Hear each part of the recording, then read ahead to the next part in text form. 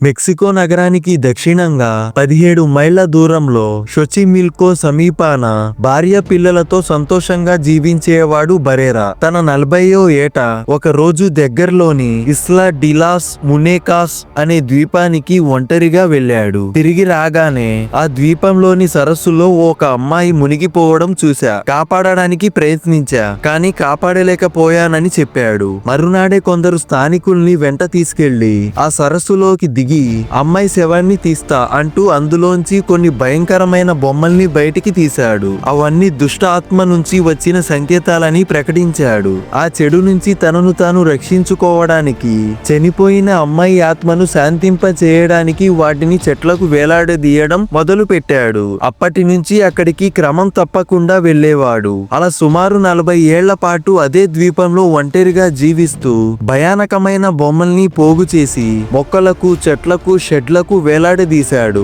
అప్పుడప్పుడు మనుషుల ఆవాసాలకు వచ్చిపోతూ ఉండేవాడు. అయితే తన 80వ ఏట 2001లో అదే సరస్సులో శవమై తేలాడాడు బరేరా. దాంతో ఆ ద్వీపం మిస్టీరియస్ హాంటింగ్ ప్లేస్ లా ప్రపంచానికి పరిచయం అయింది. ఇక్కడ కొన్ని వందల వికృతమైన బొమ్మలు భీకరమైన ముఖాలతో హడలెత్తించే చూపులతో అటు ఇటు ఊగుతూ చెట్లకు దయ్యాల్లా వేలాడుతూ ఉంటాయి. కొన్నిటికి చేతులు కాళ్ళు మొండెం తలలు ఊడిపోయి మరింత వణికిస్తుంటాయి.